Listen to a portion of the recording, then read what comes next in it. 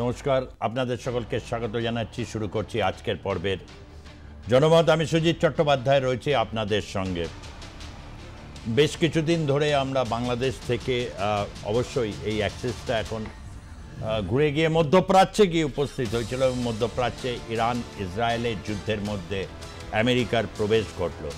এটা অনেকেই ভেবেছিলেন যে কেন আমেরিকা এটার মধ্যে জড়াতে চাইছে, যেখানে রিপাবলিকানদের একটা পরিষ্কার নীতি রয়েছে যে যারা যুদ্ধ বিগ্রহের মধ্যে অংশগ্রহণ করে আমেরিকার অর্থনীতিকে তারা বিপদে ফেলতে চায় না, যেখানে মেক আমেরিকা গ্রেট এগেইন এই স্লোগানকে তারা সবসময় প্রাধান্য দেয়।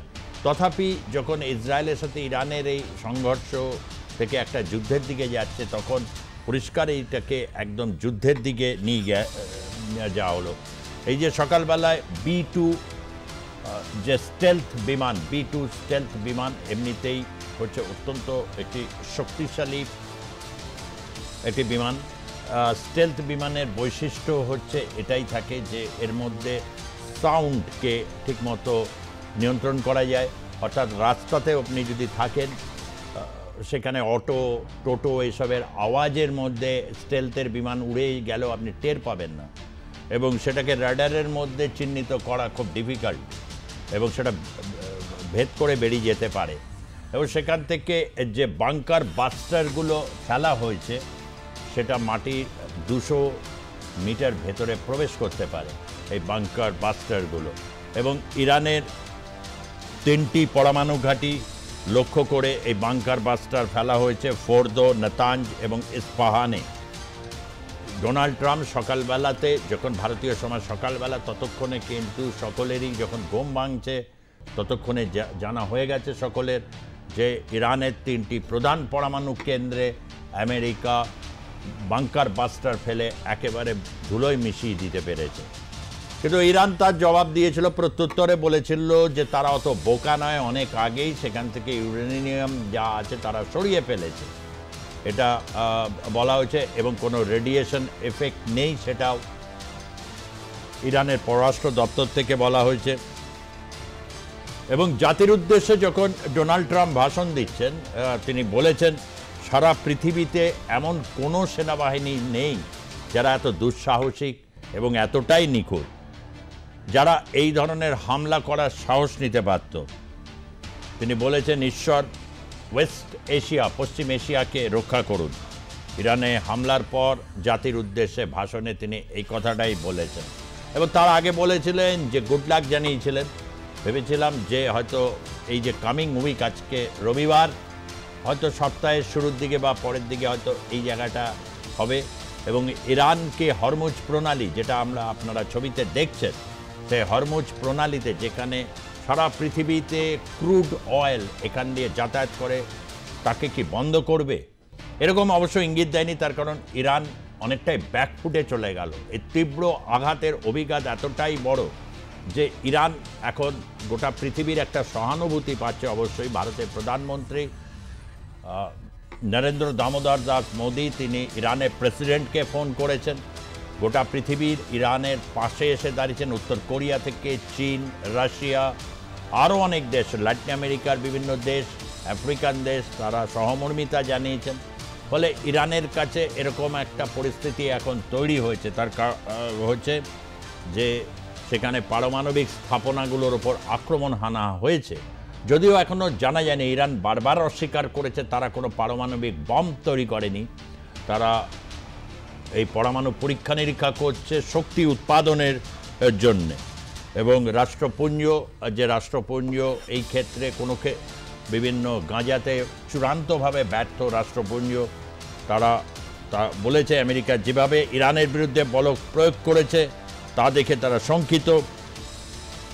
এবং এই বক্তব্যটি হচ্ছে গুতারেসের।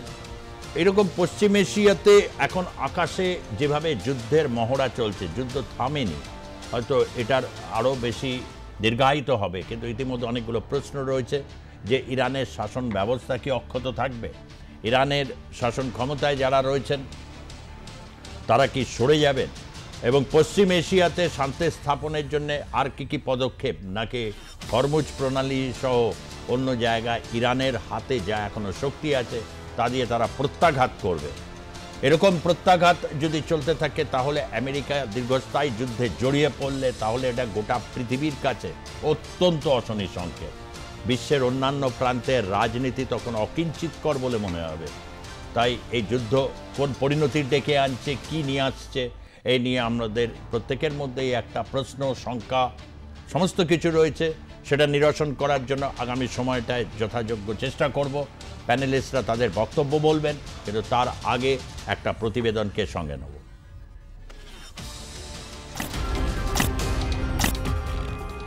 পশ্চিম এশিয়ার আকাশে যুদ্ধ অব্যাহত, হামলা পাল্টা হামলায় মহারণ মধ্যপ্রাচ্যে।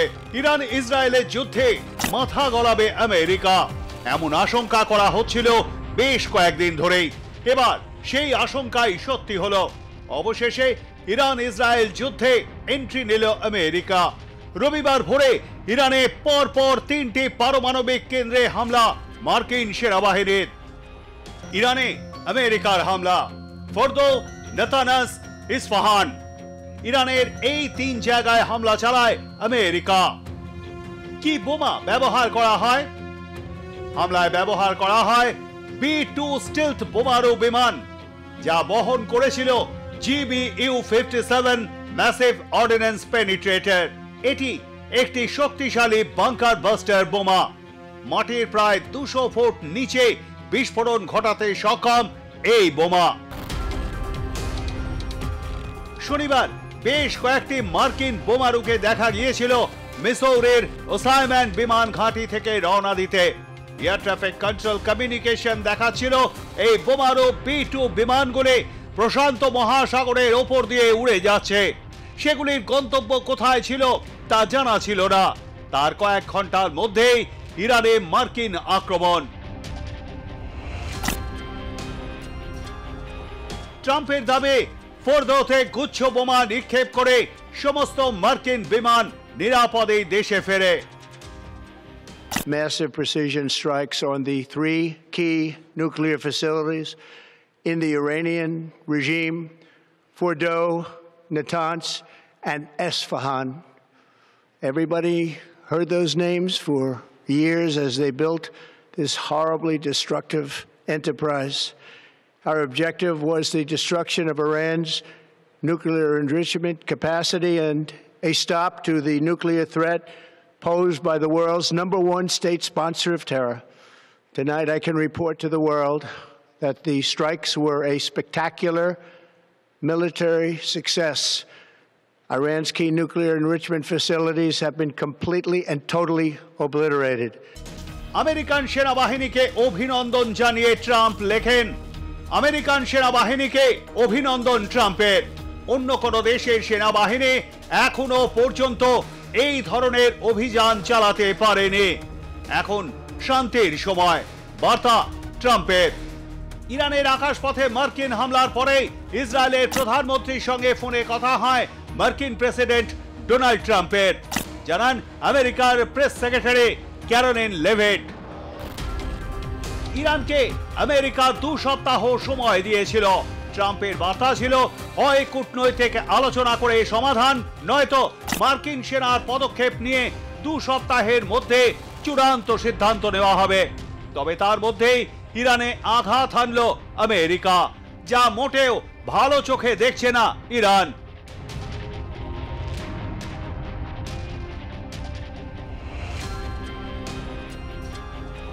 Congratulations, President Trump. Your bold decision to target Iran's nuclear facilities with the awesome and righteous might of the United States will change history.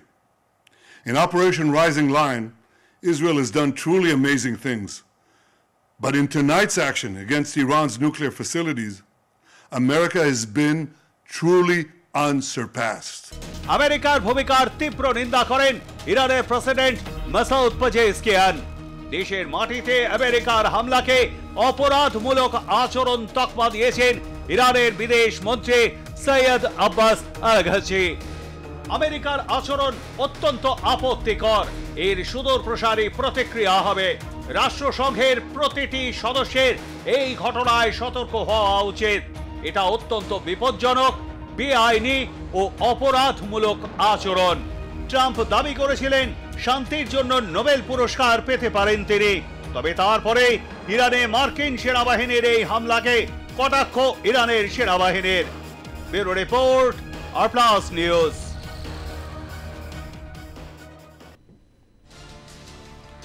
পারমাণবিক স্থাপনাগুলোর মধ্যে হামলা চালিয়ে যুদ্ধকে উস্কে দিয়েছে আরও যুক্তরাষ্ট্র।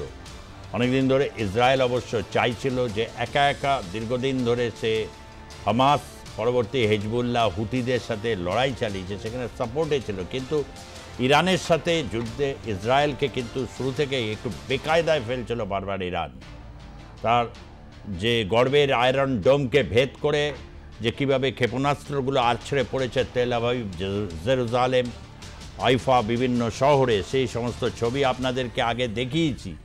তাই এই যুদ্ধে একটা চরম পরিণতি, যে কারণে ইরানের বক্তব্য সুর এখন অনেকটাই নরম, হয়তো কূটনৈতিক স্তরে আলোচনা এগিয়ে যাবে এবং একটা শান্তির বার্তা ইতিমধ্যে আমেরিকার পক্ষ থেকে দেওয়া শুরু হয়ে গেছে। এবং যেটা ইরানের পররাষ্ট্রমন্ত্রী আব্বাস আরগাচি তিনি বলছেন, পারমাণবিক স্থাপনাগুলোর উপর হামলা চালিয়ে যুদ্ধকে উস্কে দিয়েছে যুক্তরাষ্ট্র। কি বলেছেন শুনব। The Islamic Republic of Iran condemns in the strongest terms the United States' brutal military aggression against Iran's peaceful nuclear facilities. It is an outrageous, grave, and unprecedented violation of the fundamental principles of the Charter of the United Nations and international law. The warmongering and lawless administration in Washington is solely and fully responsible for the dangerous consequences and far-reaching implications of its act of aggression. The U.S. military attack on the territorial integrity and national sovereignty of a UN member state carried out with genocidal Israeli regime, carried out in collusion with the genocidal Israeli regime, has once again revealed the extent of the United States' hostility towards the peace-seeking people of Iran, who will never compromise over their independence and sovereignty. The Islamic Republic of Iran continue to defend Iran's territory, sovereignty, security, and people by all means necessary against not just U.S. military aggression, but also the reckless and unlawful actions of the Israeli regime. While President Trump was elected on a platform of putting an end to America's costly involvement of forever wars in our part of the world, he has betrayed not only Iran by abusing our commitment to diplomacy, but also deceived his own voters by submitting to the wishes of a wanted war criminal who has grown accustomed to exploiting the lives and wealth of American citizens to further the Israeli regime's objective. ইসরায়েলের কোথাও একটা জায়গায় তো জয় হয়েছেই, তার কারণ হচ্ছে আমেরিকাকে সে নিয়ে আসতে পেরেছে এই যুদ্ধের ময়দানে। একা একা লড়ছিল ইসরায়েল, দোসর পেয়ে গেল আমেরিকাকে, এবং যে জবাব দিয়েছে সেটা কার্যত ইরানের পররাষ্ট্রমন্ত্রী আব্বাস আরগাচির কাছে এটা যে একটা বড় রকমের আঘাত, এবং সেই আঘাতের প্রত্যুত্তরে তিনি বলছেন যে এক ভয়াবহ এবং দীর্ঘমেয়াদী একটা যুদ্ধের মধ্যে আমেরিকা নিজেকে জড়িয়ে ফেলল, যেটা তার কাছে অর্থনৈতিকভাবে অত্যন্ত আগামী সময় একটা বিপর্যয়কর হতে পারে, এবং গোটা রাষ্ট্রপুঞ্জ সহ অন্যান্য দেশগুলোকে সতর্ক করে দিয়েছে এই ধরনের একটা অ্যাগ্রেশন। পুরনো যে সভ্যতা ইরানের, সেই সভ্যতা, পারসিক সভ্যতা বা আজকের ইসলামিক যে রাষ্ট্র ইরান, সেই ইরানের একটা 1979 সালের পর থেকেই তার একটা জোরালো ভূমিকা ছিল, যে যেখানে শুধুমাত্র ইসলামিক প্রজাতন্ত্র তৈরি করা তা নয়, আমেরিকার বিপ্রতীপে দাঁড়িয়ে একটি সার্বভৌম এবং নিজের পায়ে দাঁড়ানো একটি রাষ্ট্র হিসেবে সে নিজেকে ক্রমশ কিন্তু উপরের দিকে উঠিয়ে নিয়ে গেছে ইরান। ইরান এমন একটা সময় যেখানে তার উপর দীর্ঘমেয়াদী সেখানে নিষেধাজ্ঞা রয়েছে, অর্থনৈতিক নিষেধাজ্ঞা, সামরিক নিষেধাজ্ঞা। সেই নিষেধাজ্ঞাকে অগ্রাহ্য করেও ইরান একটা বাস্তবসম্মত একটা দেশ তৈরি করতে পেরেছে, যে দেশের সিংহভাগ মানুষের উপর একটা নিরঙ্কুশ প্রভাব রাখতে পেরেছে বর্তমান শাসক এবং ইরানের ধর্মীয় নেতা এবং শীর্ষ কমান্ডার আয়াতোল্লাহ খামেনি। কি ভবিষ্যৎ অপেক্ষা করছে খামেনির? এই মুহূর্তে তিনিও বাংকারে অবস্থান নিচ্ছেন। এমনই বিভিন্ন রকম যে সমস্ত আন্তর্জাতিক সংবাদ মাধ্যম সূত্রগুলো সেগুলোই বলছে যে সেখানে তিনি বাংকারে অবস্থান নিয়েছেন এবং তার উত্তরসূরি হিসাবে মনোনয়ন দিয়ে রেখেছেন। এবং ইরানের বিভিন্ন যারা কমান্ডার, মন্ত্রী যারা বিভিন্ন দেশ থেকে তারা অপারেট করছেন এবং কার্যত বিধ্বস্ত, যারা যারা তার ঘনিষ্ঠ সহযোগী অনেকেই যুদ্ধে নিহত। যুদ্ধ 12 দিনের মাথায় গিয়ে এক ভয়ঙ্কর প্রত্যাঘাতের সামনে গিয়ে দাঁড়িয়েছে এখন ইরান। কিভাবে এটাকে সে জবাব দেবে তার কতগুলো আভাস ইঙ্গিত আমরা নেওয়ার চেষ্টা করছি। আমাদের সঙ্গে আজকে স্টুডিওতে আমরা জানতে চাইব এই পার্সপেক্টিভগুলো। এই ক্ষেত্রে ভারতবর্ষে যে রাজনৈতিক দলগুলোর অবস্থান ঠিক কী, কেন রাজনৈতিক দলগুলো এই ক্ষেত্রে, যেমন সোনিয়া গান্ধী তিনি বলেছেন যে ভারতের উচিত সম্পূর্ণভাবে ইরানকে পাশে দাঁড়ানো। তার কারণ 1994 সালে রাষ্ট্রপুঞ্জে যখন ভারত একঘরে পরিস্থিতির মধ্যে তৈরি হয়েছিল, ইরান ভারতের পাশে এসে দাঁড়িয়েছিল এবং নানা রকম এরকম অনেক ঘটনা রয়েছে যেখানে ইরান ভারতের পাশে এসে দাঁড়িয়েছিল। আগেই বলেছি যে ভারতের প্রধানমন্ত্রী নরেন্দ্র মোদী তিনি ইরানের প্রেসিডেন্টকেও ফোন করেছেন। এমতো অবস্থাতে রাজনৈতিক দল কি ভাবছে, রয়েছেন সুস্মিতা বিশ্বাস প্রদেশ কংগ্রেসের মুখপাত্র, তাকে স্বাগত জানাচ্ছি। জ্যোতি চ্যাটার্জি রয়েছেন বিজেপির মুখপাত্র হিসাবে, তাকেও স্বাগত জানাচ্ছি। ভার্চুয়ালি আমাদের সঙ্গে রয়েছেন ডক্টর দেবর্ষী ভট্টাচার্য, রাজনৈতিক বিশ্লেষক, তাকেও আমি স্বাগত জানাচ্ছি। আমি প্রথমে একটু জ্যোতিকে দিয়েই শুরু করব। এই যে পরিস্থিতি এবং আমেরিকা যে মানে একটা বিরাট প্রত্যাঘাত মানে, এবং সেটা 3টে পারমাণবিক স্থাপনাতে, এরকম ঘটনা সারা বিশ্বই এখন কেঁপে উঠেছে।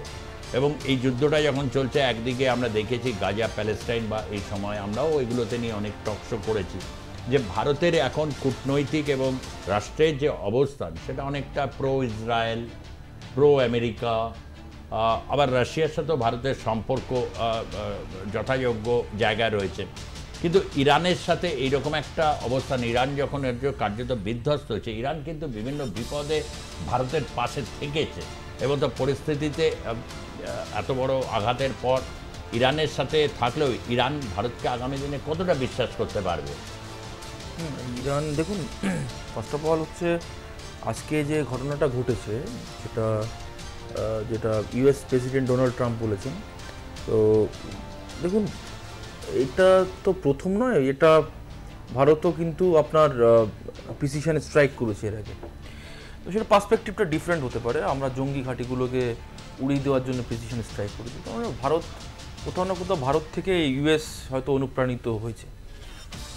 আর দ্বিতীয় বিষয় হচ্ছে যে যেটা ইউএস প্রেসিডেন্ট আজকে যখন বললেন যে এতগুলো জায়গায় প্রিসিশন স্ট্রাইক হয়েছে, বা এর আগে ইরানও হামলা চালিয়েছে ইসরায়েলের উপরে, ইসরায়েলও হামলা চালিয়েছে আপনার ইরানের উপরে, কোথাও কোনো রাজনৈতিক দল ইরানের হোক বা আপনার ইসরায়েলের হোক তারা কিন্তু প্রমাণ চাননি যে কোথায় গিয়ে হামলা চালিয়েছে বা হামলা চালিয়েছে তার প্রমাণটা কী।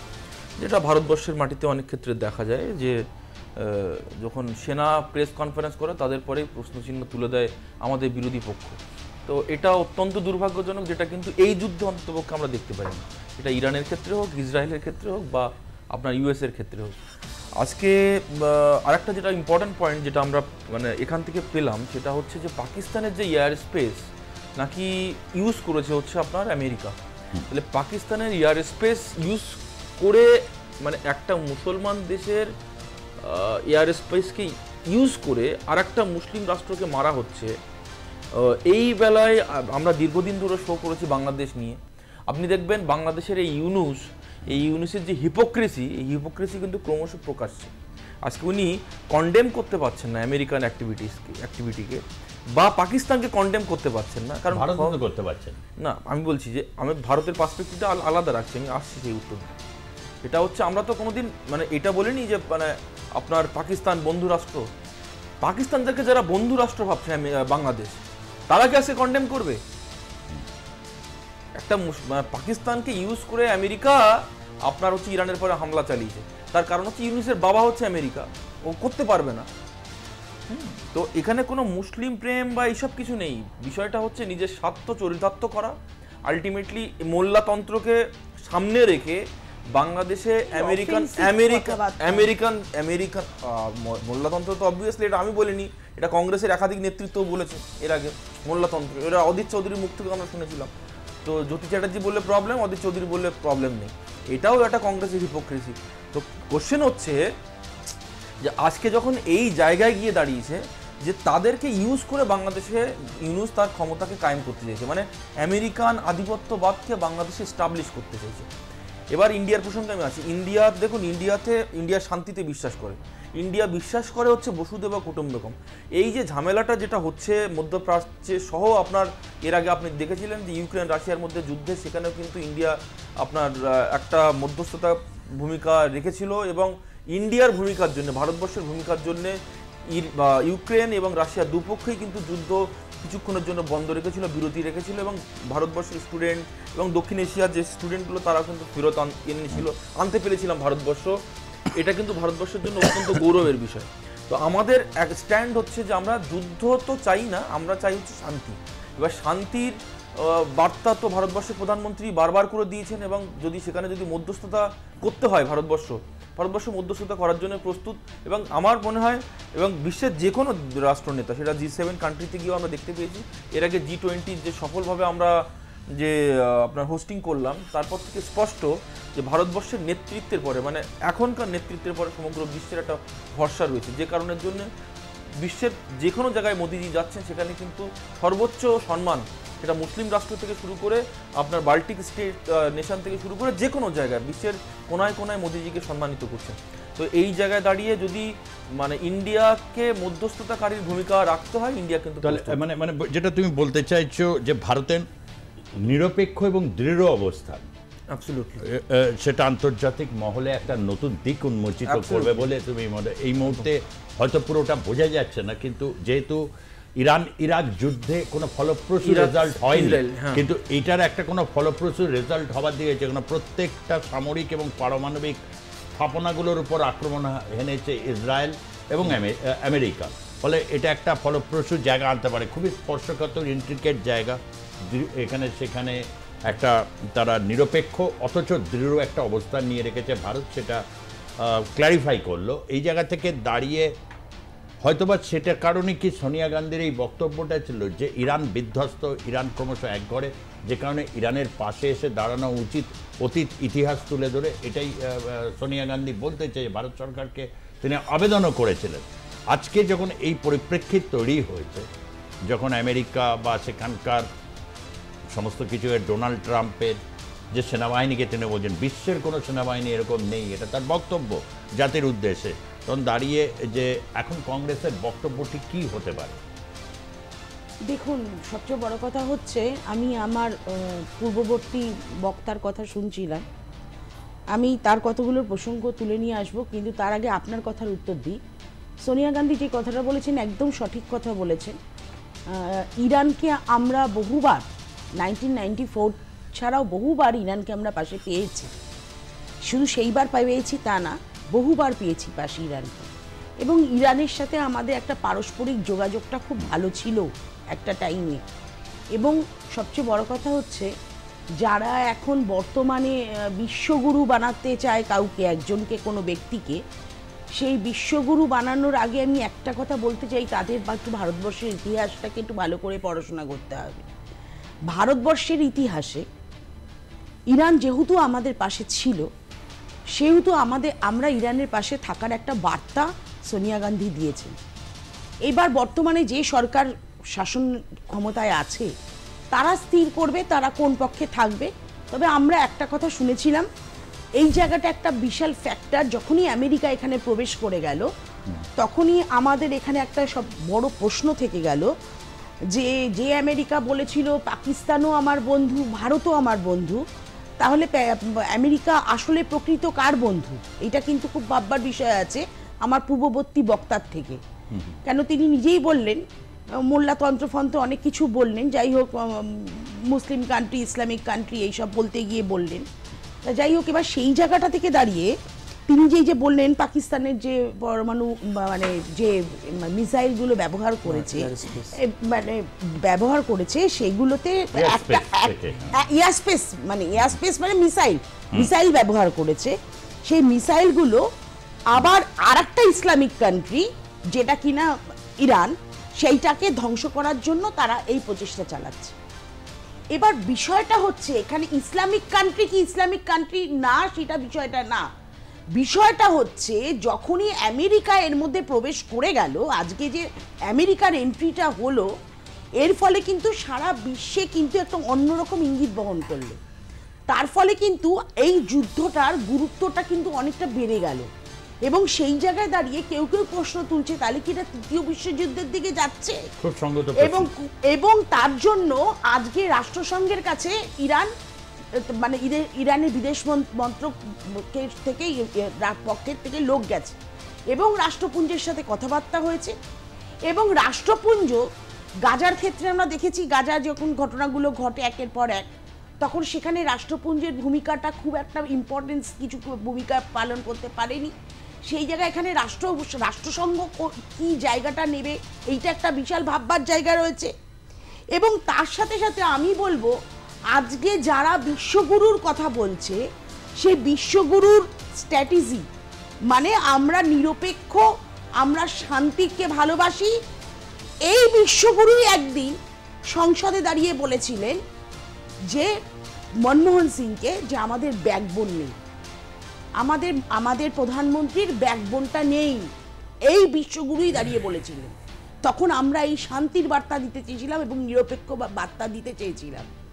এবং এই জায়গায় দাঁড়িয়ে আজকের দিনে আমার মনে হয় আমাদের দেশের ভূমিকা হওয়া উচিত অবশ্যই নিরপেক্ষ, কিন্তু ইরান যেহেতু আমাদের বন্ধু, যেহেতু ইরানের পাশে দাঁড়ানো। কিন্তু এখানে আরেকটা পয়েন্ট আছে, সেটা হচ্ছে পাকিস্তান যখন ইসরায়েলের পক্ষে দাঁড়িয়ে গেছে, তখন চীন কোনো সময় ইসরায়েলের পক্ষে থাকবে না, তাহলে চীন ইরানের সাথে গিয়ে হয়তো যোগ দেবে। যদি চীন ইরানের সাথে গিয়ে যোগ দেয় তাহলে সেখানে আমাদের অবস্থানটা কি হবে সেখানে আমাদের একটু ভাববার বিষয় আছে। কেন চীন আমাদের বন্ধু রাষ্ট্র নয়? চীন আমাদের কি বন্ধু রাষ্ট্র? চীন আজকে অরুণাচল প্রদেশের একটা অংশ পুরো দখল করে একটা গ্রাম তৈরি করে ফেলেছে। এই সরকারের মুখে একটা কোনো কথা নেই। এই সরকার আজ পর্যন্ত পার্লামেন্টে রাহুল গান্ধী যখন বারংবার তুলেছে সেই কথা একবার উত্তর দিতে পারেনি, অথচ একটা গ্রাম তৈরি করে ফেলেছে চীন সেখানে। আজকে সেই জায়গায় দাঁড়িয়ে আমাদের ভূমিকাটা কি হবে সেইটা কিন্তু আমার মনে হয় বিশেষ অধিবেশন ডেকে সংসদে ইমিডিয়েট প্রত্যেকটা সাংসদের সাথে প্রত্যেকটা দলের সাংসদদের এখানে জানার অধিকার আছে যে আমাদের ভূমিকাটা কি হবে আগামী দিনে। আমাদের বিশেষ একটা অধিবেশন, কেন খুবই ডেলিকেট একটা জায়গায় রয়েছে। এক সেকেন্ড আসছি, চীন তোমার কাছেই আসছি। চীন এই ক্ষেত্রে এবং রাশিয়া ইতিমধ্যেই ইরান রাশিয়ার সাথে যোগাযোগ করেছে, কেন রাশিয়া বিবৃতি দিয়েছিল আমেরিকা এর মধ্যে প্রবেশ করলে রাশিয়া চুপ থাকবে না, কিন্তু ইউক্রেনের সাথে যুদ্ধে ব্যস্ত। এখন রাশিয়া এটাকে কিভাবে রেসপন্ড করবে, বেশ জটিল আবর্তের মধ্যে থেকে ইরান এখন অনেক জায়গায় দ্বারস্থ হচ্ছে। আজকে ওদের বিদেশ মন্ত্রক থেকে লোক মস্কোতে গেছে যাতে রাশিয়া তাদের পাশে দাঁড়ায় তার জন্য। এক্স্যাক্টলি। এবং চীনের বক্তব্য, কেন চীনও এই ক্ষেত্রে তারা যে স্টেটমেন্ট দিয়েছে সেই স্টেটমেন্টের মধ্যে সরাসরিভাবে ইরানের পাশে এসে দাঁড়াচ্ছে এরকম এখনো পর্যন্ত বিবৃতি আসেনি। ফলত ঠিক কোন জায়গায় দাঁড়িয়ে আছে এই সময় সংসদের বিশেষ অধিবেশনের কথা বললেন কংগ্রেসের মুখপাত্র সুস্মিতা বিশ্বাস। আমি আসবো জ্যোতির কাছে, আমাদের সঙ্গে মগরাহাট থেকে একজন যোগদান করেছেন। হ্যাঁ বলুন, রমজান জমাদার বলুন। নমস্কার। বলছিলাম কি জানেন, আমাদের ভারতবর্ষের এই মুহূর্তে কারণ সমর্থন করে যুদ্ধে যাওয়ার এবং সমর্থন করার প্রয়োজন নেই। এই জন্য নেই যে আমাদের যদি 1947 সালে দেশ স্বাধীন হওয়ার পর থেকে দেখি তাহলে রাশিয়া আমাদের বন্ধু এবং রাশিয়া দায় বিপদের সবসময় আমাদের সঙ্গে ছিল। আর রাশিয়া আমাদের বন্ধু ছিল বলে আমাদের দেশ পারমাণবিক করা সম্ভব হয়েছে এবং সমস্ত দায় বিপদে লক্ষ্য করেছে। এবারে যে আমাদের নরেন্দ্র মোদী যে আমেরিকায় গিয়েছিল আর পাকিস্তানের ব্যাপারে যখন বলে, তো এই ডোনাল্ড ট্রাম্প বলেছিল তোমার প্রতিবেশী দেশ বুঝে নাও গে যাও। এই জন্যই বলেছিল ইউক্রেন রাশিয়া যখন যুদ্ধ হয় তখন ওই সময় ভোটাভোট হয়েছিল, কিন্তু ভারত সবসময় ভোট থেকে দূরত্ব ছিল এবং নিউট্রাল ছিল, যার জন্য ডোনাল্ড ট্রাম্প নরেন্দ্র মোদীর ওই কথাই বলে ছেড়ে দিয়েছে যে আপনি আপনার প্রতিবেশী দেশ, আপনি গিয়ে বুঝুন। বেশ বেশ, ধন্যবাদ ধন্যবাদ। হ্যাঁ, জ্যোতি। না, আমি বলছি একটা হিস্ট্রিক একটা ডিল হয়েছিল, ঐতিহাসিক ডিল। না, আমি কিন্তু ওই আব্রাহামিক অ্যাকর্ডের কথা বলছি না, আমি সেই অ্যাকর্ডের কথা বলছি 2018 সালে কমিউনিস্ট পার্টি অফ চায়না এবং কংগ্রেসের মধ্যে। আমি এখনো পর্যন্ত অবশ্য ভারতবর্ষের মানুষই জানতে পারেনি সেই হিস্ট্রিক ডিলটা কি হয়েছিল। পৃথিবীর সমস্ত ডিল মানুষ জানতে পারে যে ডিলের পার্সপেক্টিভ কী, বিষয়বস্তু কী, কিন্তু কংগ্রেস পার্টি একটা পার্টির সঙ্গে কমিউনিস্ট পার্টি অফ চায়নার যে ডিল, সেই ডিলের এখনো পর্যন্ত কেউ জানতে না। আমি একটু মনে করে দিলাম চায়না সম্বন্ধে বলা হলো। আমি একটু দেবশ্রী বাবুর কাছ থেকে একটু মতামত অবশ্যই নেব।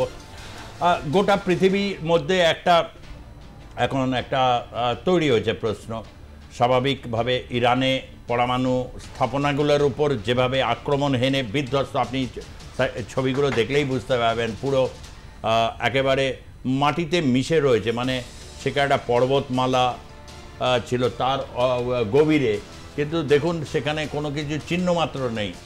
পারমাণবিক বমের পর যদি কোনো বম থাকে আর কি, যেটা পারমাণবিক না, অপারমাণবিক বমের মধ্যে সবচেয়ে ডেঞ্জারাস যে বম, সেটা ব্যবহার করা হয়েছে, উপর্যুপরি ছোড়া হয়েছে, এবং B2 থেকে বাংকার বাস্টার এই বম সেটা নিক্ষেপ করার পর যুদ্ধের গতি প্রকৃতি বদলে গেছে। আমেরিকা এখানে প্রত্যক্ষভাবে অংশগ্রহণ করেছেন এবং ডোনাল্ড ট্রাম্প স্টেটমেন্ট দিয়েছেন। এরকম একটা পরিপ্রেক্ষিতে গোটা বিশ্বে একটা হালচাল আপনি শুনলেন এতক্ষণ, যে ভারতের স্ট্যান্ড পয়েন্ট বা ভারতের ক্ষেত্রে কি করতে পারে, বা অনেকগুলো প্রশ্ন আসছে যে ইরানের শাসনতন্ত্র, যে শাসনতন্ত্র একটা রেভলিউশন বলা হয়, সেই রেভলিউশন কিন্তু গোটা বিশ্বে আমেরিকার বিরুদ্ধে তার নিজস্ব যে স্বতন্ত্র অবস্থান, সমস্ত রকম এম্বার্গো থাকা সত্ত্বেও তথাপি কিন্তু সে গোটা বিশ্বে কিন্তু এখনো পর্যন্ত জনমত সংগ্রহ করতে বা সমস্ত কিছু করতে সে ব্যর্থ হয়েছে। কি বলবেন? হ্যাঁ সুজিত দা, এই মূল জায়গাটায় যদি আমরা হিট করি যে কেন প্রথমত ইসরায়েল কেন ইরানকে অ্যাটাক করলো, তার একটা পারসেপশন, আমেরিকা কেন সরাসরি এই যুদ্ধের মধ্যে ঢুকে গেল, তারও কিন্তু আরেকটা পারসেপশন। ইসরায়েল মূলত তারা আশঙ্কা করছে যে তাদের যে আশেপাশের যারা রয়েছে, অর্থাৎ ইয়েমেনের হাউদিস, হামাস, লেবাননের হেজবুল্লাহ, এদের নাকি ইরান ব্যাক করছে। তার জন্যে ইসরায়েলের এক্সিস্টেন্সিয়াল সমস্যা হবে, কারণ অস্তিত্ব নষ্ট হতে পারে। এবং ইন দ্য মিড পিরিয়ডে যদিও ইরান আর ইসরায়েলের মধ্যে কোনো বর্ডার শেয়ার করে না, তারা বরঞ্চ 1,500 কিলোমিটারের ডিস্টেন্স বোধহয় রিয়াল ডিস্টেন্স, তথাপি তারা যদি অ্যাটমিক এনরিচ হয়ে যায় তাহলে আমাদের উপর বোমা বর্ষণ করতে পারে। এই যে এই পারসেপশনটা হচ্ছে ইসরায়েল। আমেরিকার পারসেপশনটা কি, ইরান নাকি অ্যাটমিক, যদিও ওই যে নিউক্লিয়ার মানে এনপিটি যাকে বলে, নিউক্লিয়ার নন প্রলিফারেশন ট্রিটি, যেটার মানে হচ্ছে পারমাণবিক অস্ত্র বিস্তার রোধ চুক্তি, তার একজন মেম্বার কান্ট্রি হচ্ছে ইরান, কিন্তু ইসরায়েল নয়। আমেরিকা মনে করছে এরা যদি পারমাণবিক শক্তিধর হয় সেটা হতে দেওয়া যাবে না, কারণ এই যে এনপিটি তাহলে বিরোধিতা করা হবে। ইন দ্য মিড পিরিয়ডে আপনারা নিশ্চয়ই জানেন যে international atomic energy agency IAEA এর একটা রিপোর্ট আছে যে ইরান নাকি পারমাণবিক ইউরেনিয়াম অ্যাকুইজিশনের ফলে তারা পারমাণবিক বোম তৈরি করছে। প্রশ্ন হচ্ছে এর কোনো কিন্তু প্রমাণ কিন্তু কারোর হাতে নেই। একই অভিযোগে দেখুন দুটো কান্ট্রির ওপর কিরকম বৈষম্য। ইরান এনপিটি অর্থাৎ নিউক্লিয়ার নন প্রলিফারেশন ট্রিটির মেম্বার, তারা নাকি এই অস্ত্র বিস্তার মানছে না বলে আমেরিকা সরাসরি যুদ্ধ করছে। আরেকটা দেশ ইসরায়েল, যারা বলেছে তারা ডিনাইও করেনি, অ্যাকসেপ্টও করেনি, তারা কিন্তু এই এনপিটি চুক্তিতে সইও করেনি। তারা বলেছে আমরা হিসাবও দেবো না কাউকে, আমাদের অ্যাটমিক কিভাবে আমরা অ্যাকোয়ার করছি কি করছি না কাউকে বলতে যাব না। কিন্তু তাদের ক্ষেত্রে কিন্তু আরো আলাদা রকম, তারা প্রিভিলেজ হয়ে থাকছে। দেখুন ইন্টারনাল যে পরিস্থিতি, ওদের যে ইসলাম র্যাডিক্যালাইজেশন, সেই নিয়ে বিস্তর প্রশ্ন। কিছুদিন আগে হিজাব বিরোধী যে লড়াই আন্দোলন ছিল সেগুলোর অন্য প্রশ্ন, সেটা ঠিক করবে ইসরায়েলের ইরানের জনগণ। কিন্তু একই যেখানে একটা দেশ তারা এনপিতে সাইন করেছে, তারা বলছে যে আমরা আমরা কিন্তু কোনো পারমাণবিক বোম তৈরি করছি না, নিউক্লিয়ার ওয়েপন তৈরি করছি না, অন্যান্য কাজে আমরা পারমাণবিক শক্তি ব্যবহার করছি। এটা করছে কিনা আমি জানি না, তার জন্য 50টা ইনভেস্টিগেশন হতে পারে। কিন্তু আরেকটা দেশ তারা বলছে আমরা এই ট্রিটির মধ্যেই যাব না, আমরা কাউকে নিউক্লিয়ার হিসাব দেব না। তাদের এগেস্টে কিন্তু আমেরিকা একরকম সেই দেশটা ছিল ইসরায়েল। ফলে এই যুদ্ধটা চালানোর উদ্দেশ্যটা কি? ইরান একটা স্বয়ংসম্পূর্ণ দেশ। দেখুন ইরান কিন্তু অন্যান্য দেশের মতো না, ইরাক ইরাকের মতো নয়, একটা স্বয়ংসম্পূর্ণ দেশ। তারা সবকিছু ওন ম্যানুফ্যাকচার করতে পারে, তেলের বিশাল প্রাকৃতিক ভান্ডার আছে। আপনি জানেন যে টোটাল যে চীনের 90% এক্সপোর্টার হচ্ছে ইরান। আমরাও কিন্তু ইরানের থেকে তেল কিনতাম, এই মুহূর্তে আমরা কিনি না। ইরান একটা সেলফ সাফিসিয়েন্ট দেশ। আমেরিকার রক্তচক্ষুকে তারা স্পেয়ার করেনি বা করতে চাইছে না, এই হচ্ছে সমস্যাটা। অনেক লোক ইনক্লুডিং ইসরায়েল, দেখুন ইসরায়েল ইরানকে যদি বাদ দিই বাকি 8টা দেশের কাছে অ্যাটমিক ওয়েপন রয়েছে। ইসরায়েল প্রয়োজন মনে করছে না, তারা কারোর কাছে জবাব দেবে না তার কাছে আছে কিনা নেই, এবং এনপিভিও সাইন করেনি। সেক্ষেত্রে ইসরায়েলের ক্ষেত্রে কিন্তু এই অ্যাটমিক ওয়েপন নিয়ে, অ্যাটমিক বোম নিয়ে আমেরিকা শব্দ করছে না, কিন্তু ইরানের ক্ষেত্রে করছে। কারণ ইরান দশংবদ নয়, ইরান আমেরিকার স্যাটেলাইট স্টেট নয়। আর এই পার্সিয়ান গালফ, ওই যে আপনি যেখানে হরমুজ প্রণালী বলছিলেন, তার উপর কন্ট্রোল থাকলে পুরো সারা পৃথিবীর তেল সরবরাহটাকে নিয়ন্ত্রণ করা যাবে। বারবার তাই হয়েছে। দেখুন ওই দেশে গণতন্ত্র নেই বলে আমেরিকা ট্র্যাডিশনালি ঝাঁপিয়ে পড়েছে, ইরাকের বিরুদ্ধে ঝাঁপিয়ে পড়েছে। তাদের কাছে অভিযোগ ছিল জীবাণু বোমা নাকি তৈরি করছে, অ্যাকচুয়ালি দেখা গেছে তা হয়নি। আফগানিস্তানে ঝাঁপিয়ে পড়লো, এদের তালিবানকে সরিয়ে দেবে, তালিবানকে করেছে। অ্যাকচুয়ালি ওদের দেশে যে ডাইরেক্ট আঘাত হয়েছিল সেটা অত্যন্ত নিন্দনীয়, তার প্রতিশোধ নিতে এসেছিল। আবার কিন্তু তালিবানের হাতে দেশটা দিয়ে চলে গেল। এদিকে তাদের ভুয়াটা কি তুলেছিল না, গণতন্ত্র নেই, গণতন্ত্র প্রতিষ্ঠা করতে হবে। তাহলে যখন আমেরিকা চলে গেল আফগানিস্তান থেকে, এটা কি গণতন্ত্র প্রতিষ্ঠিত করে গেল না? তাদের পাপেট সরকার, যেখানে যেখানে তাদের স্যাটেলাইট স্টেট গুলো, যেগুলো আমেরিকার কথা বলবে, আমেরিকার সুবিধা হবে, আধিপত্যবাদের সুবিধা হবে, আমেরিকা যেখানে কন্ট্রোলটা, মানে এই যে দেখুন এই পশ্চিম এশিয়ার ওপর সম্পূর্ণ নিয়ন্ত্রণ, কারণ এখানে তেলের খনিজ রয়েছে, তেলের এত বড় ভান্ডার রয়েছে, সারা অসাধারণ, এখানে তেল যাচ্ছে। দারুণ দারুণ আপনার ব্যাখ্যা আমরা যেটা শুনলাম সত্যি। এবং সবচেয়ে বড় কথা দেবর্ষী বাবু, দেখুন ইরান এমন একটা দেশ, ইসলামিক বিপ্লবের পর তারা কিন্তু একটা জিনিস কিন্তু করতে পেরেছিল আমেরিকার, তারা গোটা বিশ্বে যে নিয়ন্ত্রণের ডলারের মাধ্যমে তেল কেনা বেচা, ইরান কিন্তু যে কোনো দেশের মুদ্রা, সেই ইউরো হোক ইউয়ান হোক, যে কোনো মুদ্রাতে কিন্তু তারা এইটা আমেরিকা সহ্য করার তার কাছে একটা দুষ্কর ব্যাপার ছিল। আমি জ্যোতির কাছেই আসবো। আমাদের সঙ্গে সুভাষ মণ্ডল রয়েছেন, দূরভাষে রয়েছেন নদিয়া থেকে সম্ভবত। হ্যাঁ বলুন। হ্যাঁ বলছি, ইসরায়েলও আমাদের বন্ধু দেশ, ইরানও আমাদের বন্ধু দেশ, কিন্তু কংগ্রেস মুখোপাধ্যায় উনি বলছেন ইরানের পক্ষ নিতে। কিন্তু আমাদের ভারতবর্ষ এমনই একটা দেশ, আমরা যদি কোনো পক্ষ নিই তাহলে তো আমাদের দেশও জড়িয়ে যাবে যুদ্ধে, তাহলে ক্ষয়ক্ষতি হবে। এই জন্য আমাদের কথা হচ্ছে, মোদির কথা হচ্ছে যে যুদ্ধ দরকার নেই, মীমাংসা হোক, এটাই আমার বক্তব্য। বাহ, আপনি নিশ্চয়ই বলুন। আপনি বিষয়টা হচ্ছে যদি তৃতীয় বিশ্বযুদ্ধ লাগে, সেখানে তো আমরা নিজেদেরকে গা বাঁচিয়ে চলতে পারবো না। সেখানে তো আমাদের, তার কারণ হচ্ছে সেখানে তো আমাদের একটা স্ট্যান্ড পয়েন্ট নিতে হবে। আমরা যদি আজকে, আপনি শুনেছেন কোনোদিন মার্কিন যুক্তরাষ্ট্রে পা রেখে মার্কিন যুক্তরাষ্ট্রের মাটিতে দাঁড়িয়ে কোনো প্রধানমন্ত্রী আজ পর্যন্ত বলেছে ইসবার ট্রাম্প কি সরকার? বলেছে কোনোদিনও? শুনেছেন? ইতিহাসে আছে? তাই ইতিহাসে যখন নেই, তাহলে এই ইতিহাসটা দেখেছেন? এই ইতিহাসটা যদি দেখেছেন, তাহলে আমেরিকার যদি ইসরায়েলের পক্ষে ভূমিকা হয়, তাহলে ভারতবর্ষের ভূমিকাটা কি হবে সেটা প্রধানমন্ত্রীকে ভালো করে পরিষ্কার করে বোঝাতে হবে। আমরা তার জন্য বলছি। আর আমরা ইরানকে বরাবর পাশে পেয়েছি, রাশিয়াও আমাদের বন্ধু দেশ। হ্যাঁ অবশ্যই, ইসরায়েল তো আমাদের শত্রু দেশ না। ইসরায়েল কি আমাদের শত্রু দেশ? ইসরায়েল আমাদের শত্রু দেশ না। কিন্তু আজকে আমরা চুপ করে বসে আছি, তার কারণ এইটাই যে আমরা শান্তি চাই, আমরা নিরপেক্ষতা বজায় রাখতে চাই। এইটাই যখন কংগ্রেস চাইতো, তখন সংসদে দাঁড়িয়ে বলছে নেমে তাবাল করতো এই বিজেপি। একদম, এইটা তো বিজেপি তো ইতিহাস তৈরি করে।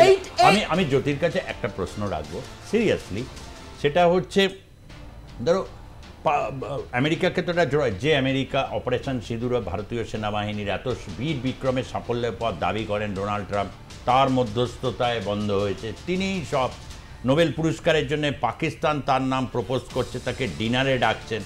তখন ইরানে যখন হচ্ছেন, যখন ইরান আমাদের বিপদে বন্ধু, তখন ভারতকে তো মানে যেটা মানে সুস্মিতা আপনি বলুন আমাদের দেশের ডিএমওজি মানে সেখানে একটা ডিরেক্ট বলতে হবে যে আমরা মনে করি না যে ইরানের পারমাণবিক স্থাপনার উপর আমেরিকার আক্রমণ করার কোনো নৈতিক অধিকার আছে।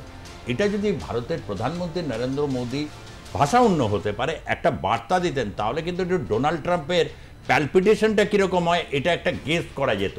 অনেকে এটা চাইবেন, তুমিও বলো, যেখানে পাকিস্তানকে ডিনারে আমন্ত্রণ যায়, যে পাকিস্তান কিছুদিন আগে পর্যন্ত এই এই এই কীরকম মিসাইলগুলো ছুঁড়েছিল, যেটাকে ভারত ইন্টারসেপ্ট করতে পেরেছে। ফলে এই প্রশ্নটা উঠেছে, অনেকেই সেটা নিয়ে বলতে চাইছেন। না দেখুন, প্রথম ফার্স্ট অফ অল হচ্ছে ভারতবর্ষ আজকে চতুর্থ বৃহৎ অর্থনীতির দেশ। ভারত এই যে প্রবলেমটা ইরান এবং ইসরায়েলের, না আপনার হচ্ছে প্রত্যেক বছরে প্রায় 12 কোটি কর্মসংস্থান হচ্ছে, এটা আমার ডেটা না, সিএসএস এর ডেটার কথা, যে ডেটা নিয়ে বলছেন, যেটা কংগ্রেস নয়, যে কংগ্রেস দেশটাকে বেঁচে দিয়েছে বা সোনাকে ধার রাখতে হয়েছিল 1991 সালে, সেটাও তো আমরা দেখেছি। এবারে আসি প্রসঙ্গটা হচ্ছে এটাই, প্রসঙ্গটা হচ্ছে ভারত আজকে চতুর্থ বৃহৎ অর্থনীতির দেশ। ভারত আজকে আপনার তৃতীয় বৃহৎ অর্থনীতির দেশ, যেখানে ভারত সব থেকে বেশি স্টক চেঞ্জে মানে আপনার বিনিয়োগ হয়, সমগ্র বিশ্ব থেকে বিনিয়োগ আসছে স্টক চেঞ্জের করে। কোশ্চেনটা হচ্ছে ভারত এই যে ইরান এবং ইসরায়েল সংঘাত, এটা কিন্তু আজকের দিনে নয় সুজিতদা, এটা একটা দীর্ঘ হিস্ট্রি রয়েছে। 2017 সালে একটা অ্যাকর্ড হয় আপনার, যখন ডোনাল্ড ট্রাম্প ক্ষমতা আসেন, ডোনাল্ড ট্রাম্প ক্ষমতা আসার পরে ইউএস ইরান একটা ডিল হয়, পরবর্তীকালে সেই ডিলটা বাতিল হয়। তো এটা কিন্তু একটা দীর্ঘ প্রসেস, মানে দীর্ঘ একটা আপনার হিস্ট্রি রয়েছে, ইতিহাস রয়েছে। সুতরাং আমরা কাকে কোথায় সাহায্য কোথায় বলবে, কাকে মার্কিন যুক্তরাষ্ট্রে গিয়ে কি কোন মাটি কোন প্রধানমন্ত্রী কি বলেছিল আজ পর্যন্ত? আমি তো উত্তরটা দিতে পারলাম, আমি এইটা জানতে চাই।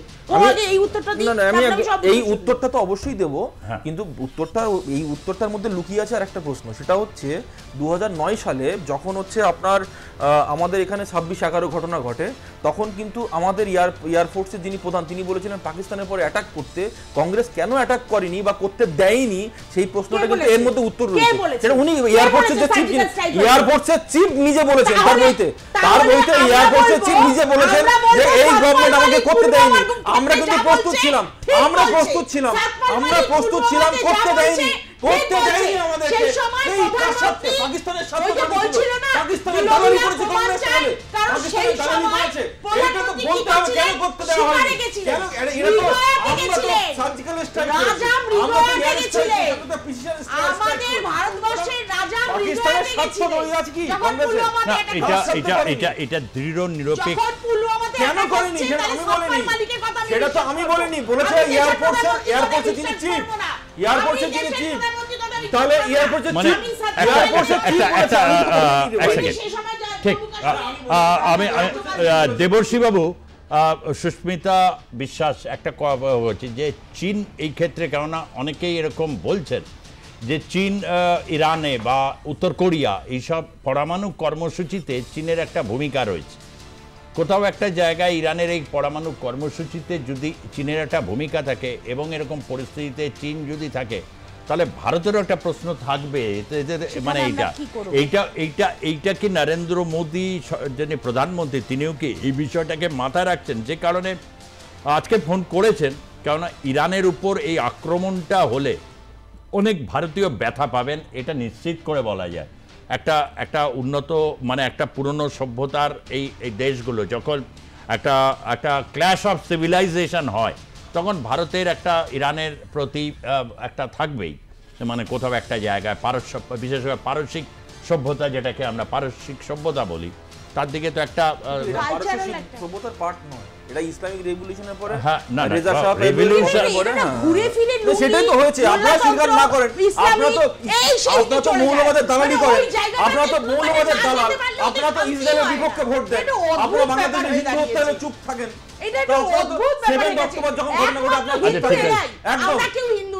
আপনারা হিন্দু, আপনারা মৌলবাদের দালালি করেন, পাকিস্তানের বিরুদ্ধে কথা বলতে পারেন না। কংগ্রেসের স্ট্যান্ড হচ্ছে প্রো ইসলামিক, হিন্দু বিরোধী স্ট্যান্ড, হিন্দু বিরোধী স্ট্যান্ড, আপনার হিন্দু বিরোধী স্ট্যান্ড কংগ্রেসের। কংগ্রেস হচ্ছে হিন্দু বিরোধী, কংগ্রেস হিন্দু বিরোধী, পুরো ইসলামিক মৌলবাদী। আমি একটু দেবশ্রী বাবু, আমি একটু আচ্ছা ঠিক আছে আচ্ছা ঠিক আছে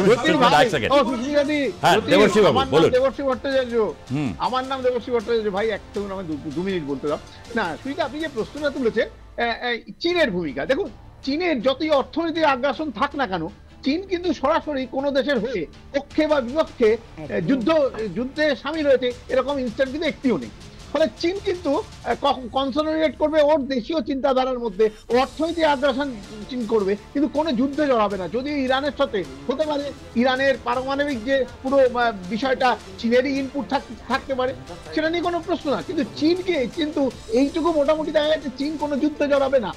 এবং না আমি যুদ্ধে জড়ানোর কথাটা বলছি না, মানে আমার কথা ভারতের যুদ্ধে জড়াবে না। যুদ্ধে জড়ানোর প্রশ্নটা তো হচ্ছে অন্য ব্যাপার, তার কারণ এখানে অন্য স্বার্থগুলো কাজ করে। আমার কথা হচ্ছে যে এই পরমাণু কর্মসূচি যদি চীন এরকম ইরান বা এগুলোর জায়গায় চায়, ভারতের স্ট্যান্ড পয়েন্ট নেওয়ার ক্ষেত্রে চীন একটা ফ্যাক্টর হয়ে যায়।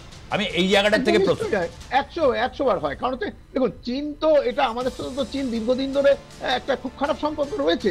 এর আশেপাশে আমাদের বিরোধী দেশগুলোর উপর চীনের প্রভোকেশন রয়েছে, তাদের ইনপুট বিভিন্ন পাকিস্তান বা অন্যান্য দেশকে চীন করেই আসছে।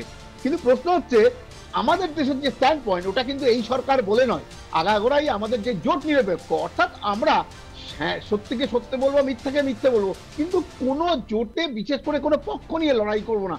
এটা কিন্তু আমাদের সিন্স আওয়ার ইন্ডিপেন্ডেন্স এই ট্র্যাডিশনটা, এই যে বৈদেশিক ট্র্যাডিশনটা, বৈদেশিক নীতির ট্র্যাডিশনটা কিন্তু চলে আসছে। কিন্তু আমরা আশা করব আমাদের সরকার এই কথাটা বলবে, এই যুদ্ধটা কিন্তু অনিবার্য ছিল না, এই যুদ্ধটা কিন্তু অ্যাভয়েডেবল ছিল।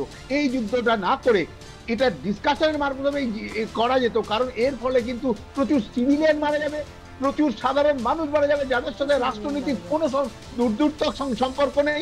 এই ব্যাপারটা আমাদের দেশ ঠিকই বলেছে, আজকেই আমাদের দেশে বৈদেশিক মন্ত্রক বলেছে যুদ্ধ কখনো সমাধান হতে পারে না। আমরা হোল হার্টেডলি সাপোর্ট করি, কিন্তু আরেকটু বোল্ড হয়ে বলা যে যুদ্ধটা বন্ধ করুন যে কোনো মূল্যে, আলোচনার টেবিলে বসুন, এই পারসুয়েশনটা কিন্তু ভারতবর্ষের তরফ থেকে ভীষণ দরকার। নইলে কিন্তু ওই চায়না ইন্টারফারেন্স, পাকিস্তান ইন্টারফারেন্স এইগুলো কিন্তু চলবে, এবং আমেরিকার ইন্টারফারেন্সটা ভয়ঙ্কর ভাবে এই পশ্চিম এশিয়ায় ঢুকে যাবে। ফলে আমার মনে হয় এই জায়গা থেকে দাঁড়িয়ে আমরা অনেকক্ষণ এই নিয়ে করেছি। কোথাও একটা জায়গায় ইরানের উপর একটা বিরাট চাপ আছে নিশ্চয়ই দেশবাসী, কিন্তু ইরান যদি পাল্টা কোনো প্রত্যাঘাতের দিকে না যায়, তাহলে কিন্তু আমেরিকার ভূমিকাটাকে নিয়ে কিন্তু গোটা বিশ্বের কাছে একটা মানে একটা প্রশ্ন দাঁড়িয়ে যাবে। ফলে একটা সাইকোলজিক্যাল এবং কূটনৈতিক স্তরে কোথাও একটা ইরান যদি ওরকম একটা অ্যাডভান্টেজ জায়গায় তাকে যেতে হয়, তাহলে প্রত্যাঘাতের পথে না যাওয়াটাই তার কাছে, কারণ তাতে আমেরিকার ক্ষতির থেকে আপনি যে কথাটা বললেন এটা ঠিক কথা, সারা বিশ্বের একটা সেন্টিমেন্ট, একটা ইমোশনস কিন্তু একটা তৈরি হবে কি জ্যোতি, তাই তো? মানে এই বিষয়টা অন্তত মানে যে মানে এই কারণ বিরাট একটা পশ্চিম এশিয়া মধ্যপ্রাচ্যে বিরাট একটা তৈরি হলে প্লেনগুলো রুট বদলে যেতে হচ্ছে। প্রধানমন্ত্রী নরেন্দ্র মোদী যখন সাইপ্রাসে আছেন তাকে অনেকটা ঘুরে যেতে হয়েছে। সাধারণ মানুষের কাছে এটা একটা বিপর্যয়কর পরিস্থিতি তৈরি হবে। শুধু তেল নয়, অন্যান্য জিনিসপত্র থেকে শুরু করে একটা, এবং হচ্ছে যা কিছু হোক নিউক্লিয়ার রেডিয়েশনসের প্রশ্নটা খুব বড় করে মানে আসতে চলেছে আগামী সময়। এত নিউক্লিয়ার ওভারহেড, সেখানে সত্যি এই যে এবারের এই সাম্প্রতিক যুদ্ধ, বিশেষ করে ভারত পাকিস্তানের 3 দিনের এই যে আমরা দেখলাম একটা লিমিটেড ওয়ার, বা হচ্ছে এই ইরান ইসরায়েল আমরা যে ছবিগুলো পেলাম, তাতে একটা জিনিস তো খুব পরিষ্কার যে মানে যে ক্ষেপণাস্ত্র এই আকাশযুদ্ধের চিত্রনাট্য যদি আমেরিকা এককভাবে লিখতে চায়, তাহলে তাকে ইমিডিয়েটলি একঘরে করা প্রয়োজনীয়তা আগামী দিন বিশ্বের কাছে অনিবার্য। একটা পয়েন্ট অ্যাড করছি, সেটা হচ্ছে যে একটা জিনিস আমাদের ভারতবর্ষের যারা বিরোধী দল তাদেরও করা উচিত, যে যখন 7 অক্টোবরে হামলা হলো ইসরায়েলের পরে, যে জঙ্গি হামলা হলো, সেখানে কিন্তু আমরা কন্ডেম করতে শুনিনি, কিন্তু যখন গাজাতে কিছু হয় তারা রাস্তায় নেমে পড়ে, এই কংগ্রেস সহ এই সিপিএম সবাই রাস্তায় নেমে পড়ে। এই যে ইসলামিক প্রীতি, এই যে মৌলবাদী প্রীতি, এইটা বন্ধ করে আপনার যদি শান্তি স্থাপনের যদি ইচ্ছা থাকে, তাহলে সমগ্র ঘটনাটাকে কন্ডেম করা উচিত। এটা ঠিক কথা, এটা করবেন না, কিন্তু ইসলামিক প্রীতির জন্য হামাসের হামলাটাকে কন্ডেম করেন, ঘোষণাপত্রে খিলাফত প্রতিষ্ঠা করে শেষ আছে, সময় শেষ। সময় শেষ আজকে। ধন্যবাদ সুস্মিতা বিশ্বাস, কংগ্রেসের মুখপাত্র, আপনাকে ধন্যবাদ। জ্যোতি চ্যাটার্জি আপনাকেও, বিজেপির মুখপাত্র ডক্টর দেবশ্রী ভট্টাচার্য, রাজনৈতিক বিশ্লেষক, আপনাকেও ধন্যবাদ। আপনাদেরকেও যারা দেখলেন আজকের পর্বের জনমত, দেখতে পাবেন আটলাস নিউজ, সবার আগে সবার পাশে। ধন্যবাদ, নমস্কার।